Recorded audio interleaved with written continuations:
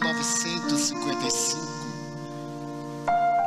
na cidade de Praga, a veneranda capital da antiga República Tcheco-Eslovaca, um jovem médico de 25 anos teve a audácia de realizar uma experiência sui generis. Psiquiatra, o Dr. Stanislav Grof perguntava-se por que o transtorno de natureza esquizofrênica constituía-se naquela oportunidade um dos maiores enigmas da área da psiquiatria. Trabalhando com pacientes esquizoides, o jovem psiquiatra percebia a inutilidade da terapêutica acadêmica, mesmo naquela oportunidade em que surgiam os barbitúricos. Tendo lido talvez a obra de Aldous Huxley, denominada As Portas da Percepção, quando o eminente cientista inglês resolveu utilizar-se do ácido lisérgico para lograr um estado alterado de consciência, o eminente investigador resolveu selecionar alguns pacientes esquizofrênicos e no anfiteatro da universidade, ao lado de convidados especiais, dar início a uma investigação, aplicando-lhes a substância alucinógena. Percebeu que de imediato aqueles pacientes apresentavam estado alterado de consciência. Merece recordar que patologicamente eles se encontravam em estado de consciência alterada. Mas naquele momento, o que eles falavam era bastante singular. Alguns referiam-se a ter vivido antes, ali mesmo, na República Tchecoslovaca, e afirmavam que a enfermidade que os tornavam atormentados procedia de condutas praticadas naquele período existencial. O médico e os colegas investigadores acreditaram tratar-se de alucinações, mas catalogaram os resultados. Repetindo a experiência, selecionaram os sujeitos mais sensíveis e terminaram por supor que o indivíduo tem uma vida antes desta vida. A proposta era audaciosa. Estava-se vivendo o período da parapsicologia, da psicobiofísica, e essas questões estavam sendo examinadas em grandes universidades do mundo, sem que houvesse chegado a qualquer conclusão. O Dr. Stan concluiu, porém, que a psique humana não desaparece quando advém a morte orgânica, e procurou separar daqueles casos aqueles que mais o haviam impressionado. Contratando detetives particulares, ele fez que visitassem as cidades, as aldeias, os lugares referidos, e que procurassem ver se aqueles fatos trágicos a que se referiam os enfermos haviam acontecido. E o resultado foi surpreendente, porque se pôde constatar que, de fato, em determinado período, em épocas transatas, houve aqueles fenômenos trágicos tão bem descritos naquele momento, na Academia de Psiquiatria de Praga. Mas, neste momento, o Dr. Stanislav Grof foi homenageado com uma bolsa de estudos nos Estados Unidos. Logo depois, através da invasão da República Tchecoslovaca, o país entrou em submissão comunista. Mas o Dr. Grof, transferindo-se para a América do Norte no pós-doutorado, continuou as investigações e publicou um livro. O livro chama-se Mais Além da Mente, ou melhor, do cérebro, procurando demonstrar que o pensamento não é gerado pelo cérebro. Pelo contrário, o cérebro é um decodificador do pensamento. Continua ele as investigações, adquire a cidadania americana, transfere-se para a Califórnia e aproximadamente nos anos 70, na cidade de Big Sur, dá início a uma série de seminários para modificar a metodologia da ciência médica nos Estados Unidos. Com uma elite de psiquiatras, psicólogos, psicanalistas, psicoterapeutas, radiologistas, tanto da América como da Europa, os seminários de Big Sur chamam a atenção do mundo. Até então, a medicina americana cuidava da doença. A proposta dos novos revolucionários era para que a ciência cuidasse dos doentes, porque de nada adianta libertar o paciente de uma problemática de saúde e ele tombar numa outra.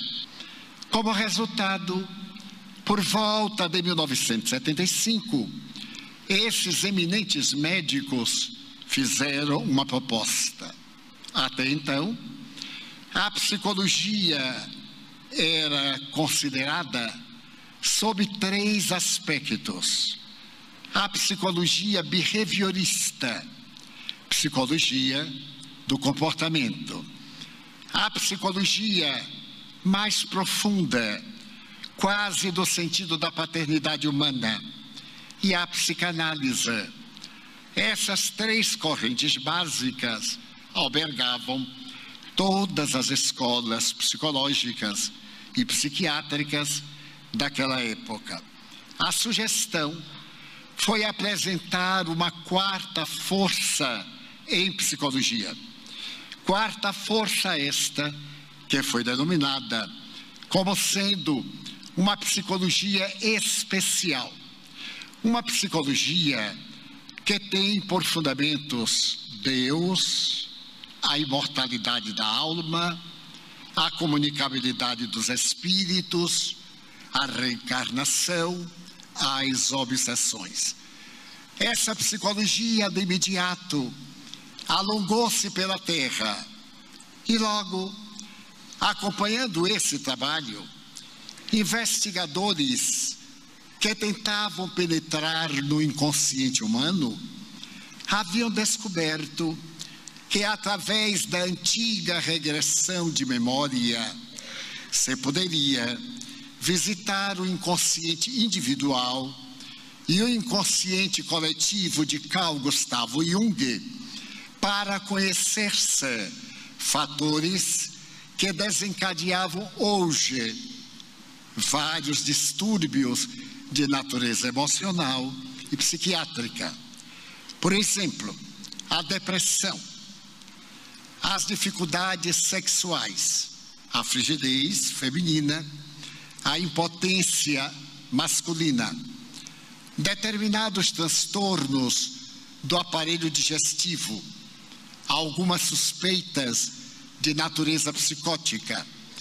Através da regressão a existências anteriores, acreditava-se que naquelas existências estavam as causas dos fatores de perturbação da atualidade. Expandiu-se essa psicologia, expandiram-se as terapêuticas regressivas. No Brasil, a doutora Maria Júlia Pietro Pérez estabeleceu a base fundamental de que nós somos aquilo que praticamos ontem. Emérita discípula do pai dessa regressão de memória, era uma elite de psiquiatras e psicólogos brasileiros, logo aderiram à terapêutica regressiva, tornando-se importante um excelente psiquiatra norte-americano do estado da Flórida, que conseguiu arrancar de pacientes esquizofrênicos, maníacos, seu estado de perturbação, graças à regressão de memória. Esta análise breve, como um prolegômeno, objetiva demonstrar que, na atualidade, o preconceito contra Deus, contra a imortalidade da alma, contra as obsessões, já não faz parte, como se dizia genericamente antes, do materialismo científico. Porque hoje, grande número de cientistas adota o comportamento teísta. E, como é natural, existem aqueles que objetam, são os livres pensadores, os materialistas, os agnósticos, mas, por sua vez, existem aqueles que defendem a tese da imortalidade, graças a um fenômeno muito corriqueiro na área médica, o da morte cerebral. Constatou-se que a morte cerebral não elimina a vida e que o paciente portador de morte cerebral deve ser mantido vivo até que ocorra a morte do tronco encefálico, quando então se pode desligar os aparelhos ou aplicar o que chamaríamos de uma eutanásia. Esses pacientes que voltaram de além da morte, apresentando nos eletroencefalograma a absoluta morte cerebral, asseveram, todos eles, que durante o período em que o cérebro estava com anóxia, sem oxigenação, portanto, vida e morte fundidos no aniquilamento mental, continuavam pensando. O seu estado de vida era exuberante e, graças a isso, eles podiam voltar e narrar as experiências que provavam a libertação do psiquismo da massa encefálica. Na Universidade de Harvard, 2 grandes psiquiatras chegaram a uma conclusão peculiar. Toda vez quando nós amamos, quando nós somos gentis, os nossos neurônios cerebrais eliminam ondas que fazem lembrar a micropartícula fóton. Como o fóton é uma partícula de aglutinação, nós gozamos de saúde, temos bem-estar e naturalmente somos pessoas equilibradas. Toda vez que os mesmos neurônios estão sob a ação da cólera, do ódio, da inveja, do ciúme, eles emitem ondas à semelhança do próton. E como o próton é uma micropartícula destrutiva, nós entramos em transtorno cerebral, em desequilíbrio emocional, em estados de cólera e agressividade. Então estabeleceram que a criatura humana não é aquela dualidade espírito e matéria, é soma significação. Soma corpo, significação mente. O indivíduo é o resultado de uma ação mental sob a organização cerebral. Aliás, os latinos já diziam: mens agita-te molem. A mente, o espírito, aciona, move a matéria. É fascinante notar que essas personalidades não têm nenhuma vinculação religiosa, nem filosófica, com qualquer doutrina. São eminentes mestres da neurologia, da neuropsiquiatria, da neurocirurgia.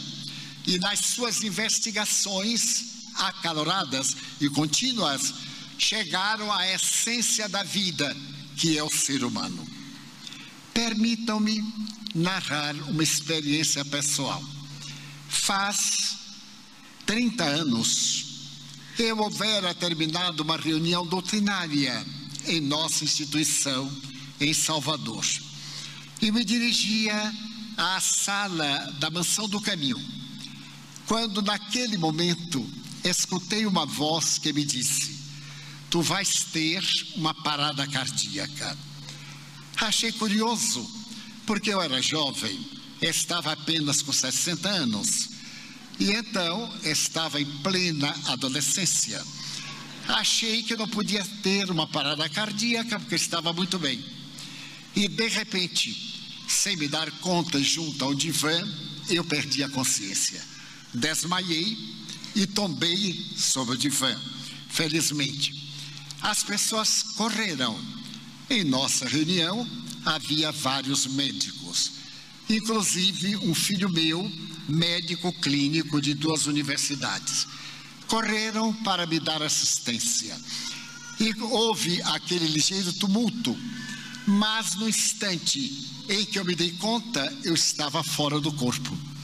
E observava o que se passava ali no ambiente. Algumas pessoas começaram a chorar. E eu achei interessante. Será que estão chorando de felicidade? Porque a vida é muito peculiar. A pessoa está chorando às vezes de contentamento. Deste eu já me vi livre. Então fiquei olhando. Quando meu filho, depois de fazer o exame cardíaco e me aplicaram os aparelhos, disse: olha, é muito sério, está aparentemente morto, vamos chamar o pronto-socorro. Fui levado para o pronto-socorro e nesse momento da confusão eu estava absolutamente lúcido, sentindo-me muito bem. Então eu calculei: mas se morrer é isto, é uma maravilha, porque eu estou lúcido, estou sentindo-me bem, morrer não dói. E estava contente quando me lembrei que o meu guia espiritual me havia dito oportunamente: se algum dia tu estiveres fora do corpo e chamares por alguém e não te responder, já desencarnaste. Então espera que eu chegue para te conduzir no mundo espiritual. Ao me lembrar, eu aproximei-me de vários amigos e chamei-os pelo nome, inclusive de um velho companheiro, Nilson de Souza Pereira. Chamei-o, sacudi-o e ele nada, chorando. Eu disse: meu Deus, eu já morri. Então daqui eu não saio até o espírito Joana de Ângeles chegar. Levaram o meu corpo e eu fiquei em casa de garantia. Fiquei esperando. Mas nesse momento apareceu minha mãe. Para minha surpresa, eu a olhei, ela era desencarnada. E eu perguntei: mãe, eu já morri? Ela disse: ainda não. Eu não gostei do ainda. Era sinal que estava em processo. E o que é que está acontecendo? Os guias espirituais estão analisando se tu ficas ou se tu voltas. Eu disse: mãe, que mãe é esta? Vá lá correndo dizer para eu voltar. Eu sou tão jovem. Vá saber o que se passa, intervenha. E ela foi sorrindo E eu então fiz um pedido a Deus. Meu Deus, eu vos peço 10 anos. Me arrependi muito. Vos peço 10 anos. O que são 10 anos para o Senhor? Para mim tem um grande significado, porque nós estávamos ampliando a mansão do caminho, mas para o Senhor nada vale. Então fiz a minha oração e naquele momento minha mãe me disse: eles concluíram que você deve voltar. E naquele momento eu perguntei: mas por quanto tempo? E ela concluiu: eles não disseram. Então eu acordei do hospital, acordei com uma dor tremenda, era um infarto do miocárdio. Então o cardiologista e outros ficaram muito sérios e recomendaram a terapêutica da época. Não havia o stent, eu estava com altas taxas de colesterol, com algumas artérias entupidas, uma delas 95%, a outra 70% e a outra 80%. Era um morto que respirava. Então eles fizeram o procedimento, prepararam-me para uma cirurgia em peito aberto, e o chefe da equipe me disse: agora você vai para casa e vai repousar, não pode falar, vai mudar a sua vida, não pode andar, não pode alimentar-se de carnes vermelhas, terá uma vida especial ou terá um novo infarto e morre. Sabendo ele que eu era espírita, eu perguntei: mas qual é a minha probabilidade de vida? Ele disse: bem, se nós conseguirmos operar para colocarmos algumas artérias mamárias ou etc., você terá algum tempo de vida. Mas se não tivermos tempo, porque não podemos fazer agora, você terá no máximo 30 dias. Portanto, deite e espere tranquilamente para morrer. E ficou rindo. Meu Deus, eu olhei para ele e fui morrer. Nós temos reuniões mediúnicas e no dia seguinte era a reunião mediúnica. Eu funciono como médium e às 18 horas estava deitado, sentindo a área muito dorida, sentindo angina pectoris e tomando exordio vasodilatador, quando me apareceu a mentora espiritual Joana de Ângeles. Olhou para mim e perguntou-me: que tens? Eu respondi: minha irmã, eu estou 95% morto. Afinal, a senhora é o meu guia espiritual e não sabe o que é que eu tenho? Que guia espiritual é esse? Ela disse: qual é o problema, Divaldo? É que o médico me falou que qualquer esforço eu desencarno, porque eu estou nessa situação deplorável. Ela disse: mas não vejo nenhum problema, porque tu estás falando comigo e eu estou 100% desencarnada. Portanto, não há problema. Dentro de 1 hora eu quero te ver na reunião mediúnica. Eu disse: minha irmã, se eu me levantar e andar mais de 100 metros, eu vou desencarnar. Ela disse: qual é o tempo de vida que ele te deu?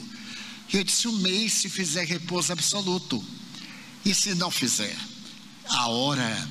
Ela disse: então eu prefiro que tu morras no trabalho a morrer na ociosidade. Eu disse: mas que espírito é esse? Quem já viu querer a minha morte? Então eu chamei alguém para me ajudar a ir até a sessão mediúnica. Veio um dos meus filhos, me levou suavemente ou com muitas dores, até que eu cheguei à sala mediúnica.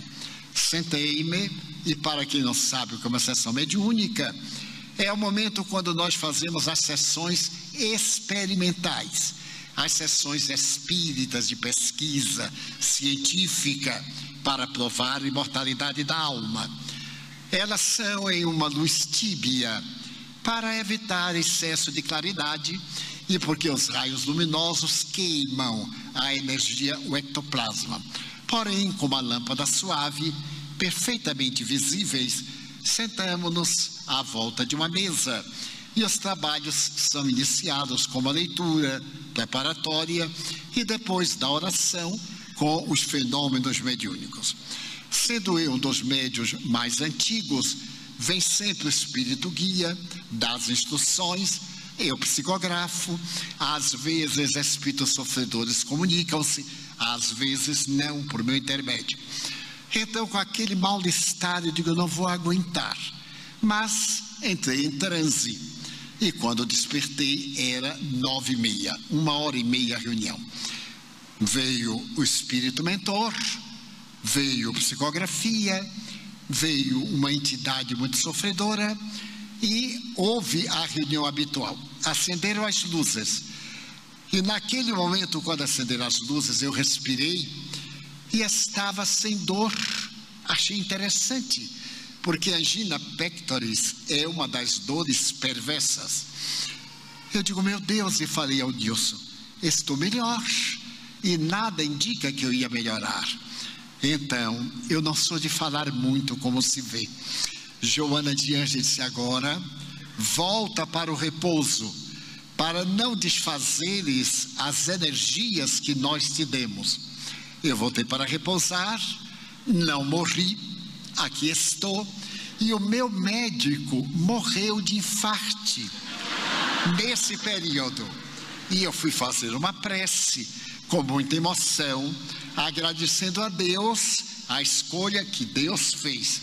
Não tenho culpa. Porém, gostaria de contar um detalhe.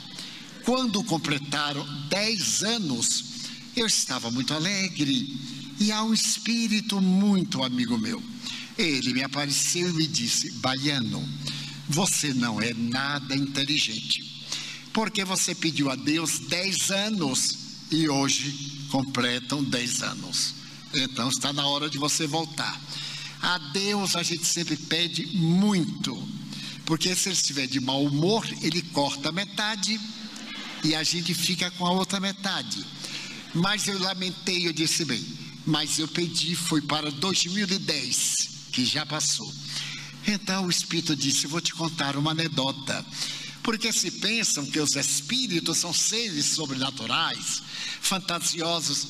Os espíritos são as almas das criaturas humanas que viveram na Terra. O mundo espiritual é o mundo causal, a Terra é o mundo experimental. Nós vimos, vestimos-nos de matéria, realizamos um aprendizado e voltamos para casa. É um fenômeno biológico natural. A vida terrena é perecível, rápida. A vida espiritual é permanente, indestrutível. Então o Espírito me contou que um dia uma alma aproximou-se de Deus e perguntou-lhe, Senhor, eu não entendo de eternidade. Gostaria de perguntar-lhe, por exemplo, 1 bilhão de anos, que tempo representa para o Senhor? E Deus disse, 1 segundo. E a alma reperguntou, e 1 bilhão de dólares, que representa para o Senhor? Deus disse, 1 centavo. A alma disse, ó Senhor, dá-me 1 centavo. E Deus respondeu, espera 1 segundo. Então, a partir dali, eu renovei as minhas perspectivas e voltei a pedir mais prazo. Completei 90 anos. E o curioso é que nós não temos o direito de ser uma pessoa de avançada idade, porque todo mundo pensa que vai morrer daqui a pouco. E quando eu completei 85, 86 anos, os amigos dizem, mas Divaldo, você está perto de morrer. Eu vivendo e outros morrendo. Até que começaram a anunciar, venham ouvir a última palestra do Divaldo. E as pessoas iam. Aconteceu no exterior. Eu estava em Londres há 3 anos, e então uma querida amiga irlandesa disse-me, mas meu irmão, eu estou com tanta pena de você. Eu perguntei, mas por quê? Porque você está morrendo.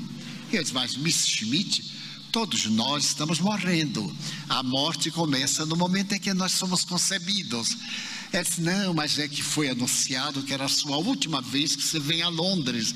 Então todos nós vimos para ver a sua morte. Eu digo, nossa, e tem que ser pública. Ela disse, pois é, a última vez. E chorou.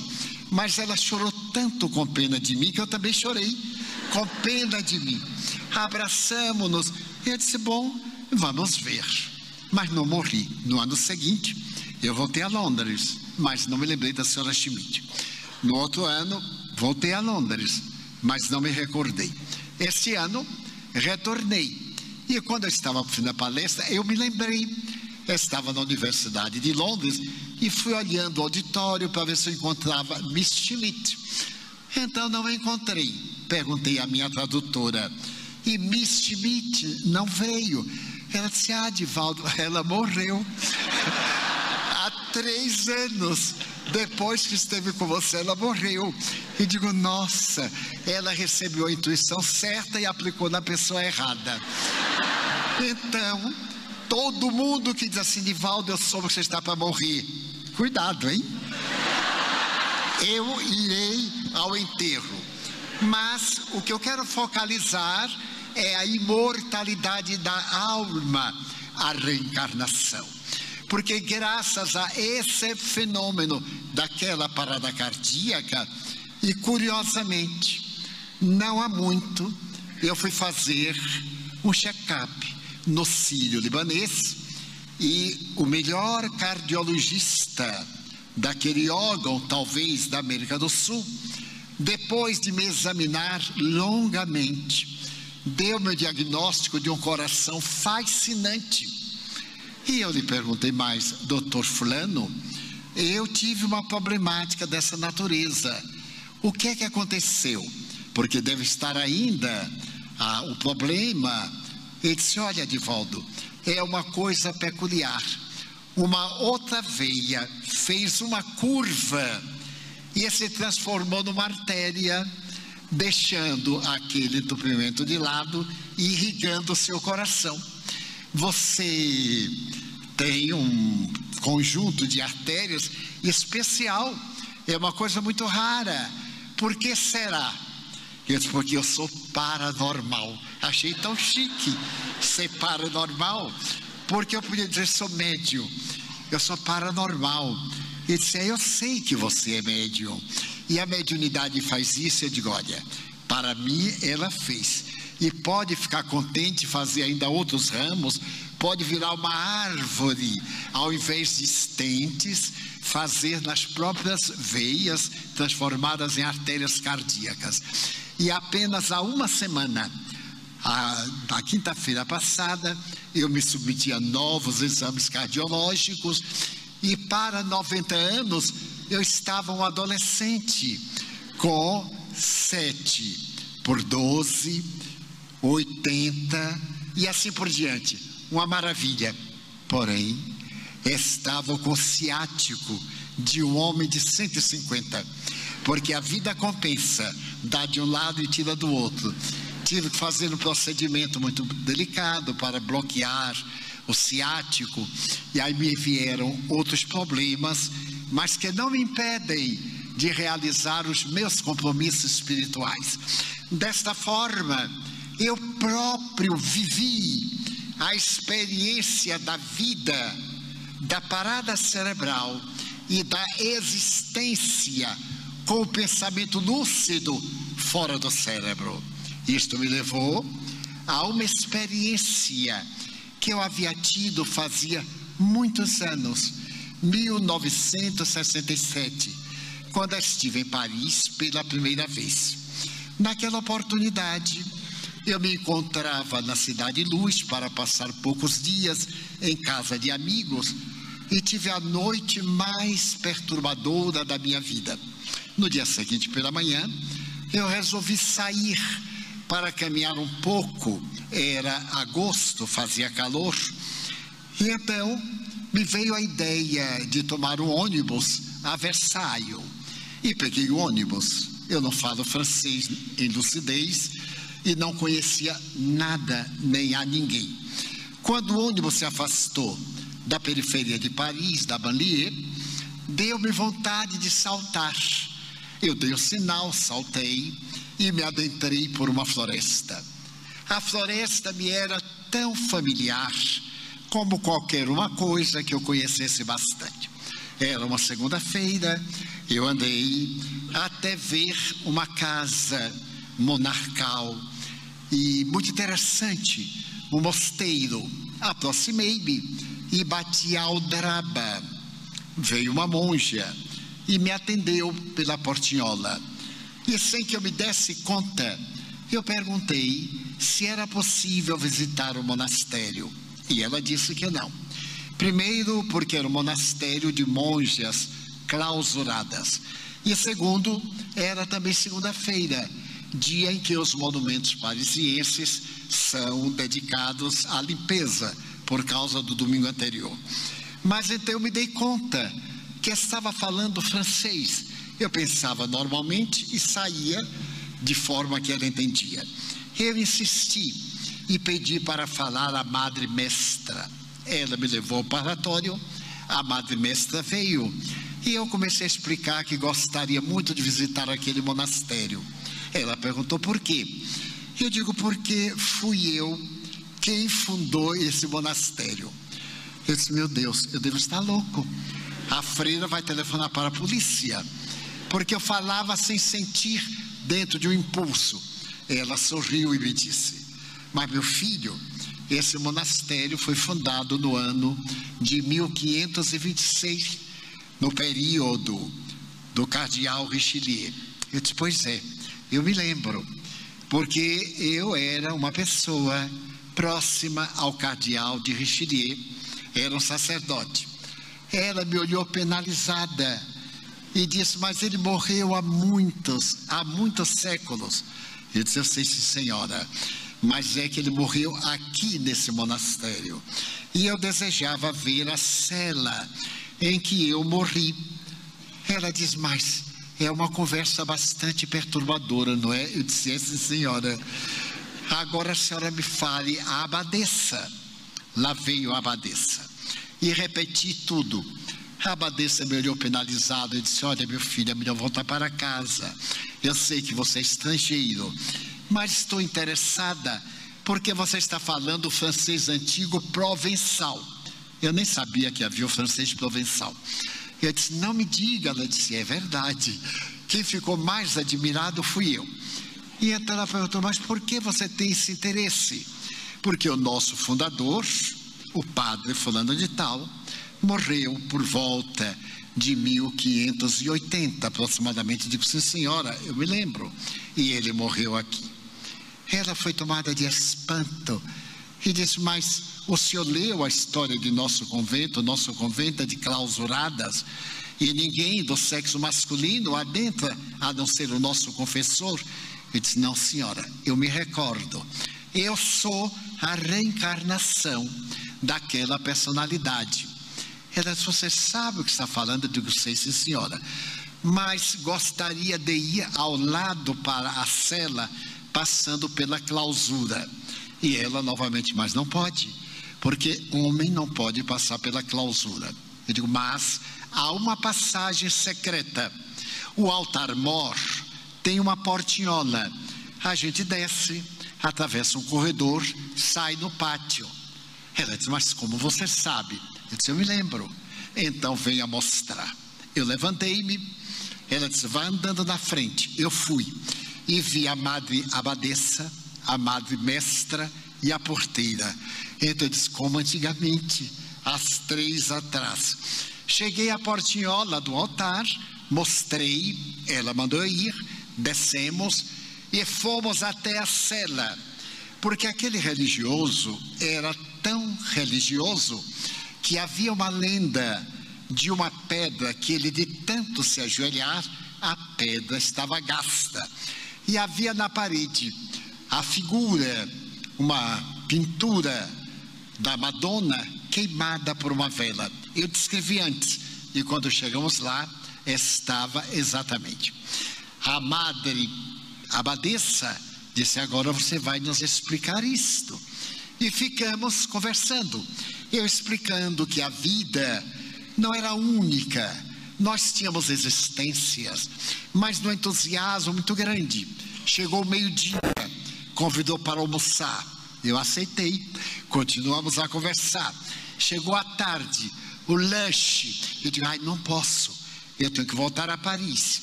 E conversei, e a religiosa me disse, se é verdade, o que você está dizendo altera completamente a minha e milhares de vidas.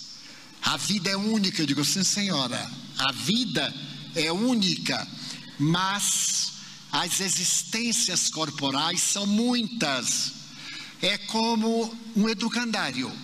Nós vamos ao jardim de infância, ao berçário, à creche, ao jardim, ao fundamental, ao ginasial, ou ao intermediário. Logo depois vamos à universidade e ainda fazemos o pós-graduação, mestrado, doutorado, e somos o mesmo indivíduo em várias experiências.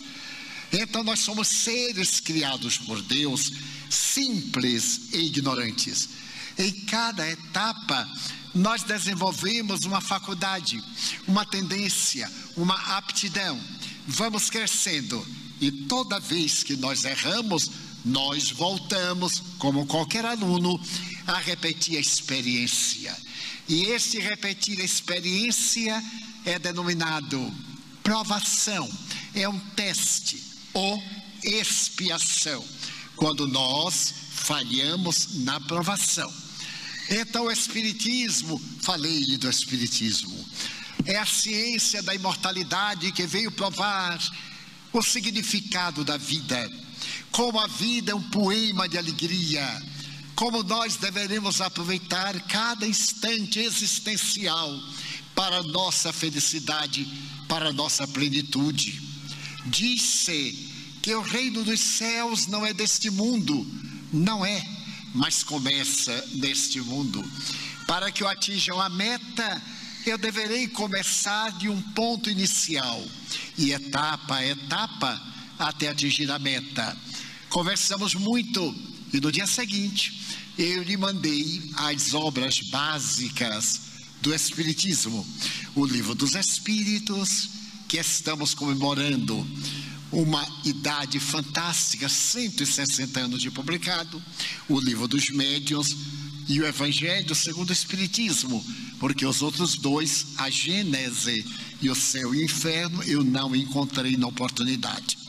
Então a reencarnação é a base fundamental do Espiritismo, é uma lei universal que explica quem somos, de onde viemos, para onde vamos e por que sofremos. As perguntas fundamentais da filosofia. Quando os gregos começaram a estudar através dos pré-socráticos, Anaxágoras, Anaxímenes, a razão de ser da vida, eles pararam na morte. Será que a morte interrompia a vida? E se interrompia, qual era o sentido da vida? Sócrates vai ser o divisor de águas e vai dizer que nós viemos do mundo das ideias.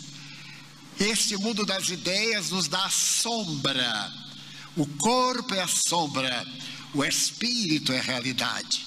E surge a doutrina ética, a doutrina espiritualista, que mais tarde, com o advento de Jesus Cristo, recebe a carga emocional da vida de Jesus.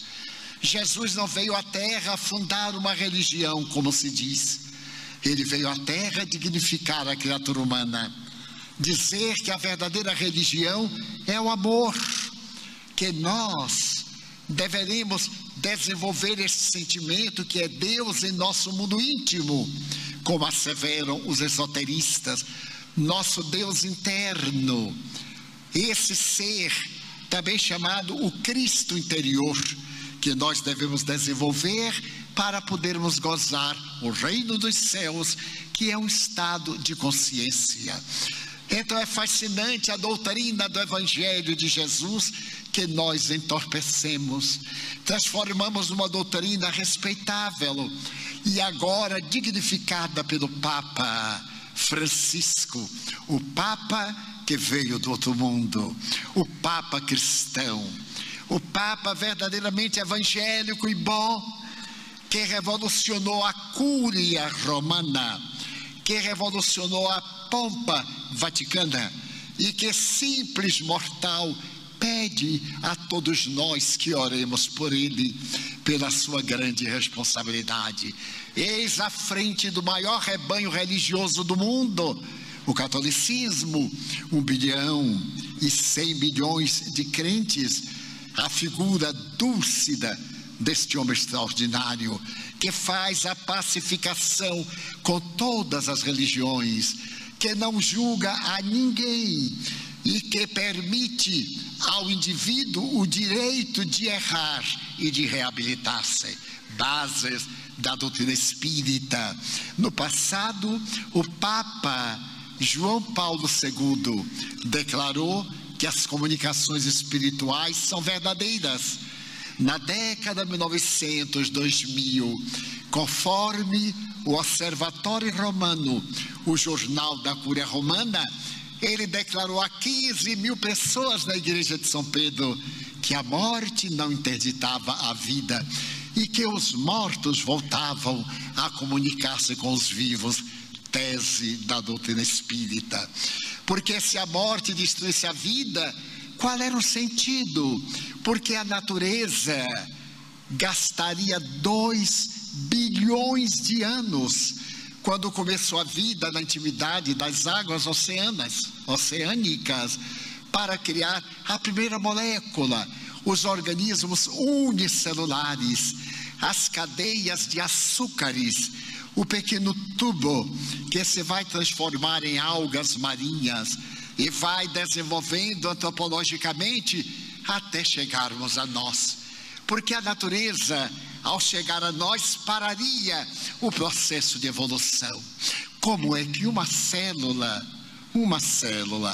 depois que está fecundada, o óvulo passa a ser neuroblasto, uma célula, sobe para o útero, absorve líquido amniótico, se multiplica em 2 e em breve nós temos este organismo, a fatalidade biológica. Como uma célula pode produzir cerca de 200 tipos de células separadas, células de marfim, células de lâminas como as unhas, de ossos, as células hepáticas, do pâncreas, dos neurônios cerebrais, 100 bilhões que morrendo não renascem. Como é possível que plantando maçã eu possa colher mais tarde pera, jaca, uva? Porque esta célula, para desenvolver, existe um molde que Allan Kardec chama perispírito. Esse molde é reconhecido pela medicina como modelo organizador biológico, que o povo também chama corpo astral. Então nós somos espírito, um envoltório semimaterial e matéria. Morre a matéria, as experiências encaixam-se no perispírito, ele é absorvido pelo espírito para reencarnar-se depois, e ao reencarnar-se trazer todas as marcas positivas e negativas da existência anterior. Que ocorre? Nós somos autores das nossas vidas, nós somos aqueles que semeamos, mas somos aqueles que colheremos. Vamos ilustrar para que não fique monótono.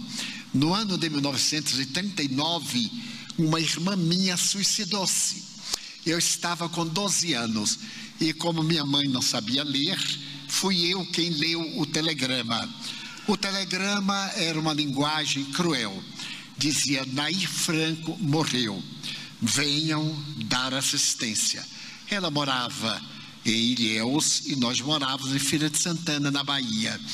Pode-se imaginar o choque, porque o suicídio é o ato de maior violência e covardia. A pessoa quer se ver livre do problema, mas não lembra daqueles que a amam. Quando alguém se mata, leva um pedaço de nós que amamos. A pessoa não tem o direito de matar-se, porque não é autora da vida.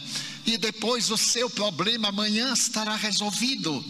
Não pode optar pelo seu destino, porque despedaça os destinos nossos. Mas para sintetizar, nós sofremos muito e minha mãe ficou profundamente amargurada. Naquela época todos nós éramos muito católicos e minha mãe foi à igreja comigo, que era coroinha, e pediu ao padre para celebrar uma missa, a missa de 7º dia. Ele perguntou: e de que morreu sua filha? Minha mãe disse: suicidou-se. E ele foi cruel. Dona Ana, os suicidas vão para o inferno eternamente. Ela teve um choque. Mas não há possibilidade? Não há, dona Ana. Morreu, suicidou-se, vai para o inferno. Satanás toma conta. Eu então vi aquela mulher analfabeta dar uma lição de justiça. Ela diz: mas que Deus é este? Eu que sou mãe, que a perco, eu a perdoo. Deus não a perdoa, então é pior do que eu. Como é que ele manda o seu filho nos ensinar o perdão e ele não perdoa? E disse mais: padre, a pessoa que se mata não está com juízo no lugar. Era muito ignorante minha mãe. Mas que lição de psiquiatria, porque o surto psicótico depressivo, ou surto depressivo bipolar de afetividade, leva a pessoa a esse estado de volúpia pela morte, pela perda da serotonina, da noradrenalina, da dopamina, da oxitocina. Então o indivíduo perde a noção. Também pode ser por uma obsessão. Então ele é também vítima. E há agravantes como há atenuantes. Então minha mãe disse: se Deus é assim, eu nunca mais voltarei à igreja. E ficou de mal com Deus. Eu fiquei escandalizado e perguntei: mãe, a senhora não vai mais à igreja? Nunca mais, meu filho.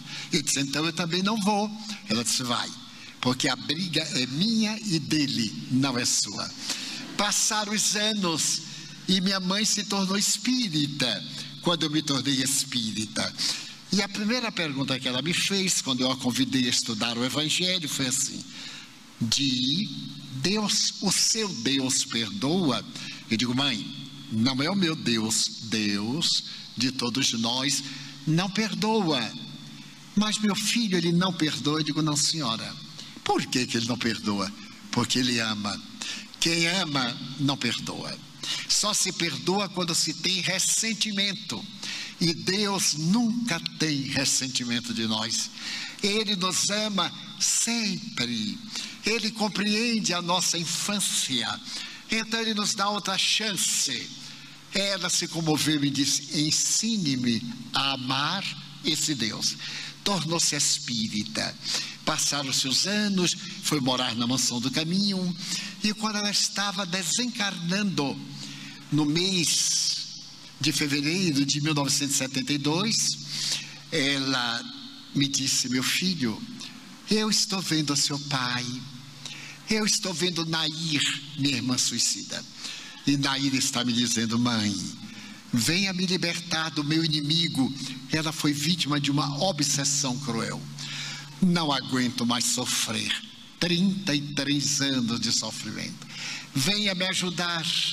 E então minha mãe me disse: eu vou, meu filho, mas eu volto para tomar conta de você, porque você é solteiro, não tem ninguém. Eu digo: tenho uma família extraordinária.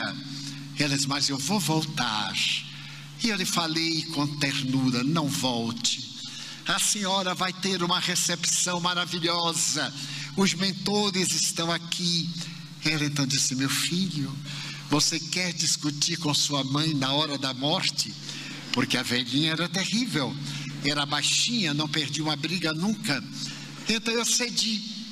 Eu estava pregando aqui na cidade de Castro, no Paraná, uma semana depois, quando ela me apareceu.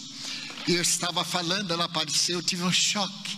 E ela disse: fale para eles que a vida continua. Eu proferi a conferência, emocionadíssimo. Passaram os anos e ela começou a me aparecer. Repentinamente ela me disse: Di, Nair vai reencarnar. E vai reencarnar com uma problemática do aparelho digestivo, porque ela ingeriu veneno, cianureto e mercúrio. Então destruiu o corpo vibratório, o perispírito virá marcada na matéria. Eu perguntei: eu vou conhecê-la? Vai conhecê-la.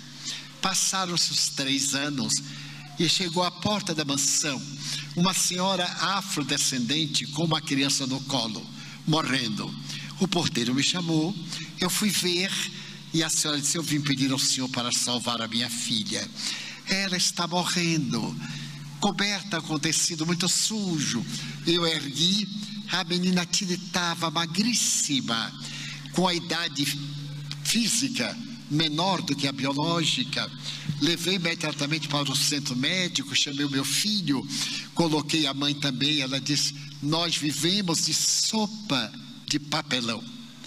Ela é catadora de lixo, pegava aqueles papelões dos bares, tirava a gordura, preparava sopa, punha sal e vivia disto, morrendo à fome aos milhares na periferia de Salvador e de toda a cidade. Então eu me lembrei que numa sociedade que alguém morre de fome, nós deveríamos ter vergonha de viver nela com o nosso desperdício. Mas muito bem, acolhemos-la, elas sobreviveram. E eu perguntei: como é o nome da menina? Nair. Eu tive um choque, porque ela era portadora do lábio leporino bifocal. E à medida que foi crescendo, não conseguia falar, muito fanhosa. Então arranjamos um trabalho para a mãe na comunidade, internamos a criança em nossa creche e depois internamos em nossa comunidade. Quando ela completou 4 anos, eu estava caminhando entre todas e ela me gritou: Didi. Eu parece que não ouvi. Voltei-me, ela sorriu e disse: Didi. Didi era como minha irmã me chamava, a única pessoa no mundo que me chamou assim. E eu então disse: por que está me chamando Didi? Porque eu sou Nair. Eu digo: sim, eu sei. Nair, a outra. Qual outra? A outra Didi, que morreu. Eu carreguei-a, coloquei-a no meu colo, me comovi muito, mas não confirmei. Passaram-se uns 2 anos e ela me perguntou: Didi, eu vou morrer cedo? Eu disse: vai, minha filha, porque você suicidou, então vai voltar para casa. 1 mês depois, ela teve uma pneumonia dupla e morreu. A mãezinha está conosco até hoje. Pois bem, eu fiquei feliz porque vi minha irmã recuperar naquela marca que poderia ser uma deformidade teratológica, psiquiátrica. Daí a 4 anos minha mãe me disse: meu filho, Nair vai voltar, sem nenhuma marca. Eu perguntei: eu vou conhecer? Vai. E agora eu tenho o júbilo de reconhecer minha irmã no 3º corpo, linda, porque a beleza lá em casa é de família. Então, linda, e também com o mesmo hábito, me chama Didi. Hoje várias pessoas me chamam Didi pela minha narrativa. Então, é a evidência, fato, constatado em laboratório. Porque o mais importante é que eu guardei algumas lembranças de minha irmã, que me adorava. E eu estava com 12 anos, como citei, quando ela morreu. E levei um dia a pequena Nair e hoje a Angélica ao local em que eu tinha os objetos, deixei casualmente espalhados. Ela entrou e disse assim: meu relógio, mas isso daqui é meu. E entre outros objetos, identificou aquilo que lhe pertencia. Então o Espiritismo nos deu, para estes dias tormentosos, uma razão de viver com alegria, e conseguiu o maior lance da literatura mundial. O Espiritismo matou a morte. Olha que boa notícia, a morte morreu, ninguém morre, nós nos transferimos de uma etapa para outra na vida, e continuamos a viver, a encontrar aqueles a quem amamos, aqueles a quem odiamos, aqueles a quem prejudicamos. Daí essa doutrina extraordinária que é o Espiritismo convoca-nos a aprofundar as nossas reflexões a respeito do sentido da vida. Qual é o sentido da minha vida? Qual é o sentido da sua vida? Está na hora de nós amadurecermos reflexões e construirmos um mundo melhor. Não mais um mundo de suborno, de vilania, de baixeza, de indignidade. As pessoas dizem que estamos numa hora cruel, estamos numa hora gloriosa. Sempre houve corrupção, não deste molde, mas agora está sendo desvelada graças à República de Curitiba. A República de Curitiba. Muitos desses indivíduos são condenados à prisão e são liberados por outra corrupção ainda mais indigna do Superior Tribunal Federal. Mas isso não é importante. O importante é que o tumor está lancetado e agora o corrupto terá mais cuidado.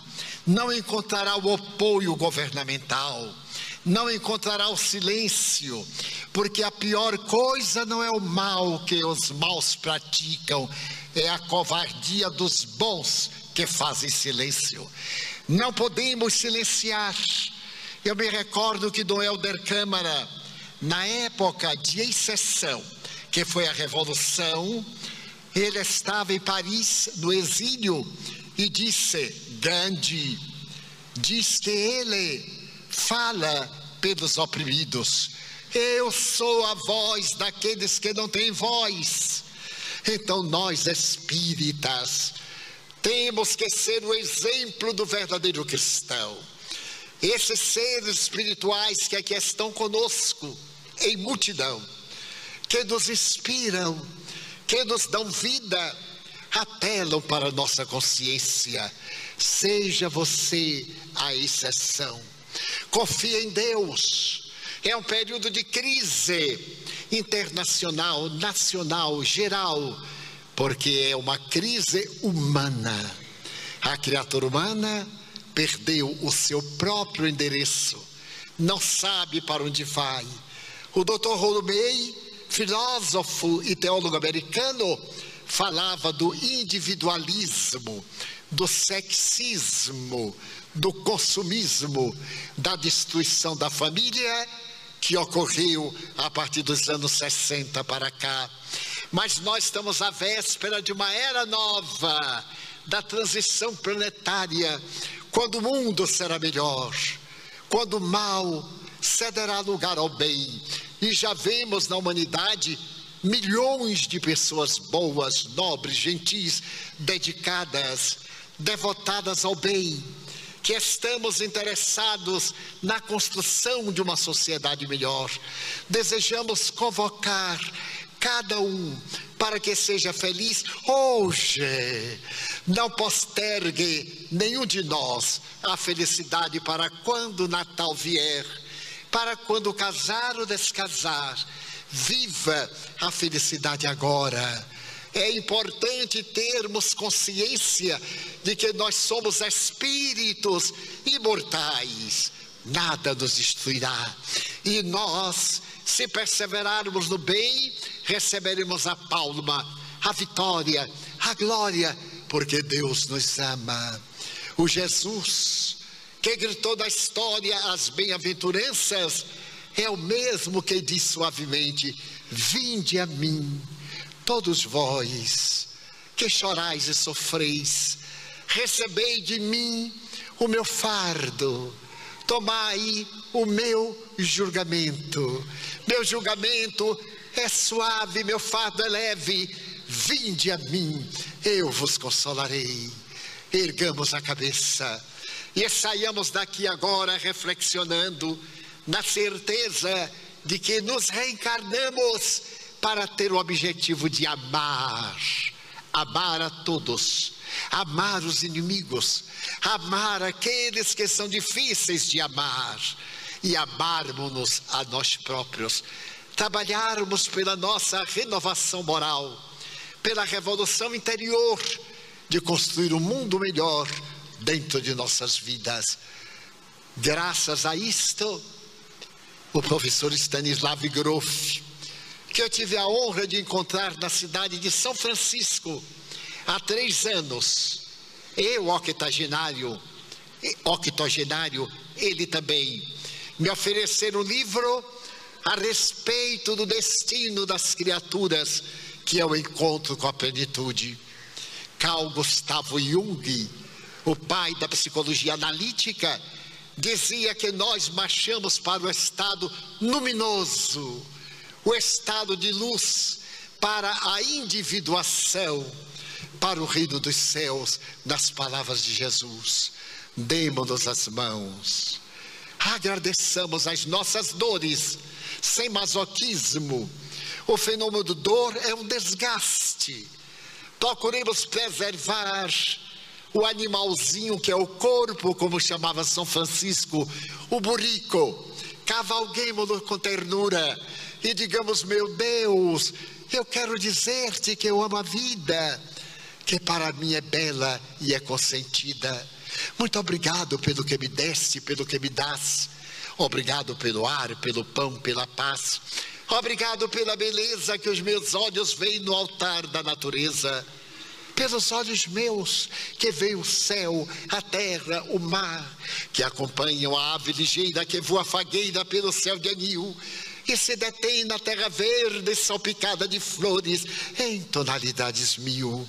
Muito obrigado, Senhor, porque eu posso ver meu amor, mas diante da minha visão eu detecto os cegos que se batem na escuridão. Por eles eu oro e faço uma invocação, porque eu sei que depois desta vida, na outra lida, eles também enxergarão. Muito obrigado pelos ouvidos meus, que me foram dados por Deus, ouvidos que ouvem o tamborilar do vento no ormeiro, da chuva no telheiro, pelos ouvidos que ouvem a música do povo que desce do morro na praça a cantar, a melodia dos imortais que a gente ouve uma vez e não esquece nunca mais, a voz melodiosa, canora, melancólica do boiadeiro e a dor que a gente sente e chora no coração do mundo inteiro. Pela minha faculdade de ouvir, deixa-me pelos surdos pedir. Eu sei que depois de sofrer, na outra vida deixarão de padecer. Obrigado pela minha voz e pela sua voz, pela voz que ama, pela voz que canta, pela voz que trauteia uma canção, pela voz que legisla e o teu nome profere com dúlcida emoção. Diante da minha melodia, eu quero rogar pelos que sofrem de afasia. Eles não choram de noite, eles não cantam de dia. Oro por eles, porque eu sei que depois desta vida, na outra lida cantarão. Obrigado pelas minhas mãos, mãos que aram, mãos que semeiam, mãos que agasalham, mãos de ternura que libertam da amargura.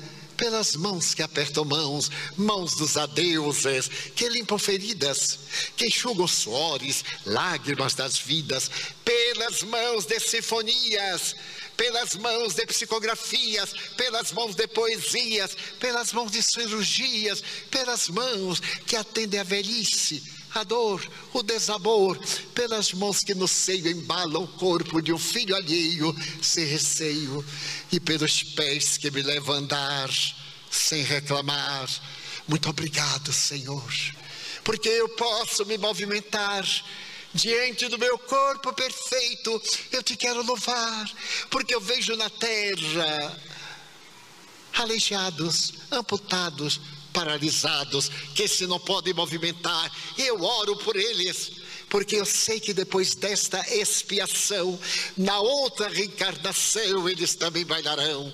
Muito obrigado pelo meu lar. É tão maravilhoso ter um lar.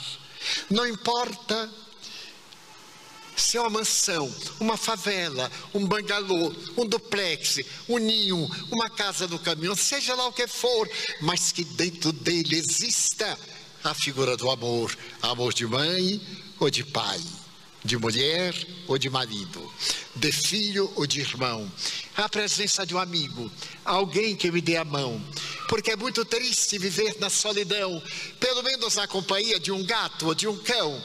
Mas se eu não tiver ninguém para me amar, nem um teto para me agasalhar, nem uma cama para me deitar, nem aí reclamarei. Pelo contrário, eu direi: obrigado, Senhor, porque eu nasci. Obrigado, Senhor, porque eu creio em Ti, pelo Teu amor. Obrigado, Senhor, pela Sua atenção. Muito obrigado, senhores.